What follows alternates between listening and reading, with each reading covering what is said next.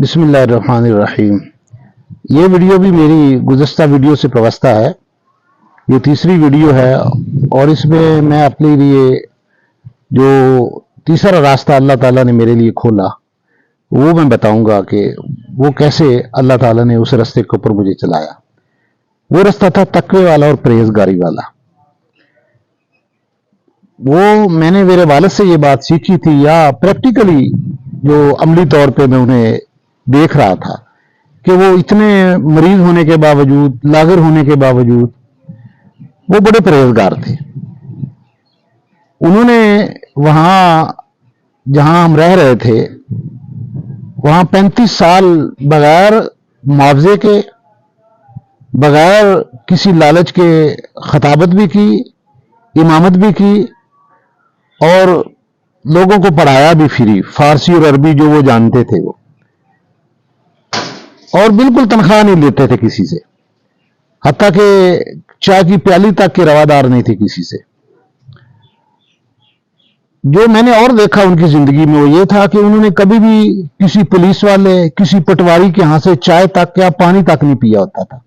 और उनका ये नजरिया था कि चूंकि ये अपनी आमदन से ज्यादा इनके पास असासे हैं और अमूमी तौर पर चूंकि पुलिस वाले रिश्वत लेते हैं तो इसलिए इससे वो बचते थे। चुनाचे ये एक मेरे लिए यूं समझ लें कि एक प्रैक्टिकल सबक था उनका, जो मेरी भी किरदार के अंदर किसी हद तक रच बस गया था। मुझे नहीं पता था इस बात का, लेकिन अमली तौर पे जो मैं अभी बताने लगा हूं वो ये था कि जब मैंने एफए भी कर लिया, एफए करने के बाद मैंने सोचा कि ऐसा होता है, ऐसा क्यों ना करूं कि मैं कोई नौकरी ले लूं।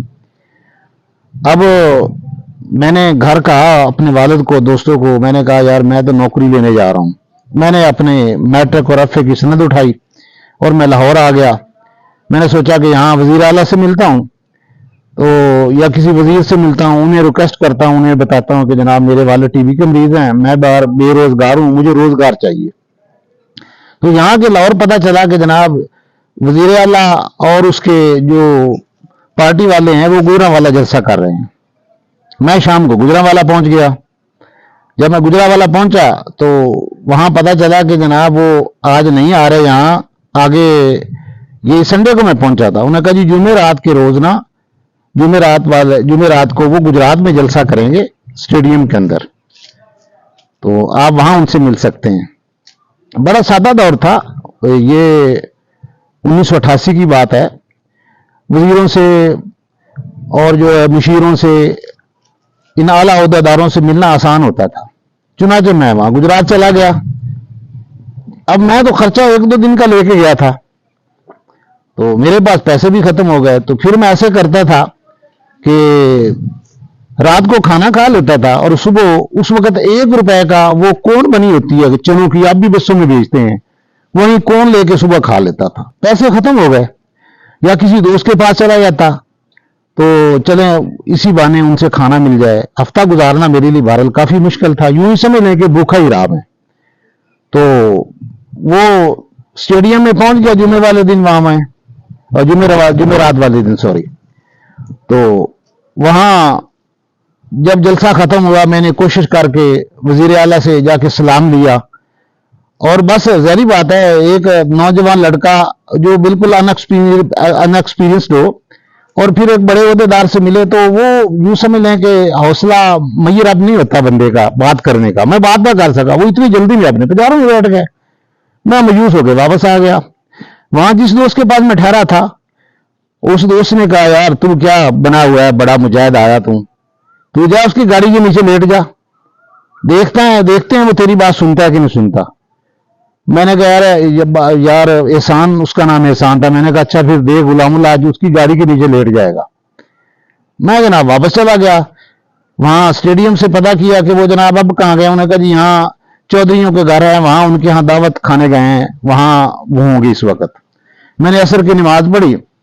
असर की नमाज पढ़ने के बाद मैं इंतजार करने लग गया उनके गेट के ऊपर, जहाँ चौधरियों का वहां बड़ा जो था डेरा था।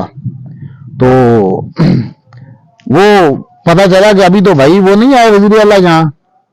तो खैर बहरहाल थोड़ी देर खड़ा होने के बाद अब मैं ये सोच रहा था کہ میں جناب ایسے کروں گا, گاڑی کے نیچے آؤں گا, یعنی میں لیٹ جاؤں گا, وہ مجھے ڈنڈے ماریں گے پولیس والے, ہر طرف پولیس ہی پولیس تھی. تو پھر مجھ سے پوچھیں گے بھائی بتاؤ تمہارا کیا مسئلہ ہے.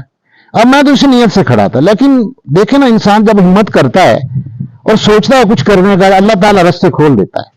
تو ہوا یوں کہ میں گیٹ کے پاس کھڑا تھا, میرے سفید کپڑے پہنے ہوئے تھے, تو کچھ لوگ جو ہے وہ سفید کپڑوں میں, وہ ایک گاڑی رکی اور وہ سفید کپڑوں میں ہی تھے. وہ بالکل ایسے ہی محسوس ہوا, مجھے فیل ہوا جیسے میں بھی انہی کے ساتھ ہوں. میں بھی یوں سمجھ لیں یعنی پنجابی میں کہتے ہیں غصو مار گیا, یعنی میں بھی ان کے ساتھ ہی مل گیا ساتھ. میں نے کہا چلے ان کے ساتھ اندر ہی چلا جاتا ہوں. بہرحال میں وہ ان کے ساتھ اندر چلا گیا. جب اندر میں گیا تو وہاں دیکھا جناب کہ وہاں بڑے کھانے کا انتظام ہو رہا ہے اور بڑے بڑے لوگ وہاں بیٹھے ہوئے ہیں. اس وقت کے جو نامور بڑے وزیر تھے اور سیاستدان تھے, وہاں میں بیٹھا تو تھوڑی دیر کے بعد ایک بندہ آیا. اس نے کہا بھی میں بھی مہمان ہوں. انہوں نے مہمان ہی سمجھا, ظاہری بات ہے وہاں تو سیکورٹی تھی, کوئی عام بندہ پرائیویٹ جا نہیں سکتا تھا. انہوں نے مجھے بوتل دی تو میں نے کہا نہیں, میں نے بوتل نہیں پینی.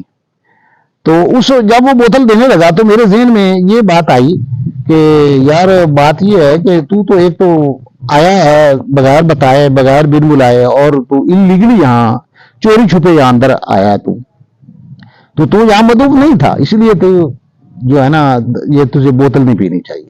خیر ٹھیک ہے, کافی دیر گزری تو وزیر اعلیٰ بھی آ گئے وہاں. جناب لوگ سلام لینے لگ گئے, میں نے بھی سلام لیا. میں نے کہا یہ فارغ ہوتے تو ان سے بات کرتا ہوں میں.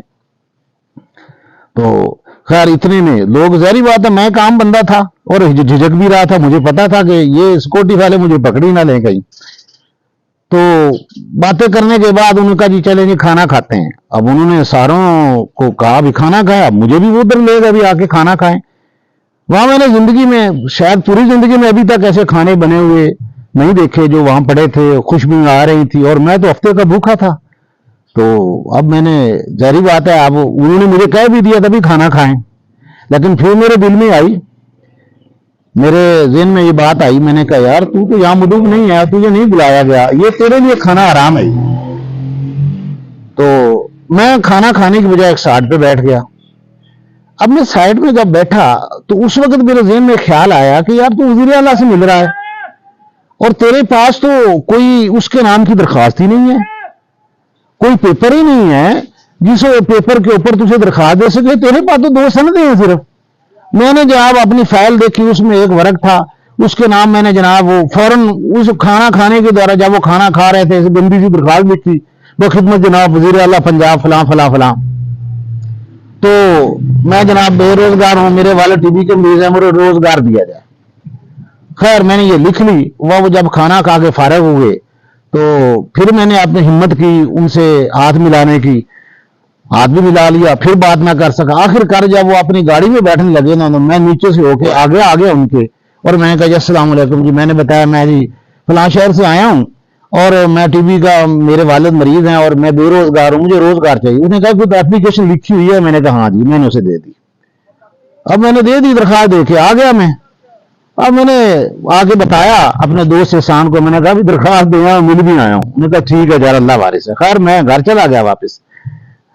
1.5 ماہ بعد جناب پیچھے ایک لیٹر آیا گورنمنٹ آف پنجاب سے, وہ لکھا تھا امیڈیٹ ڈائریکٹو تھی, اور یہ تھا کہ اس کے اندر یہ ہدایت تھی کہ اسے اپوائنٹ ہم اکارڈنگ ٹو سوٹیبل پوسٹ.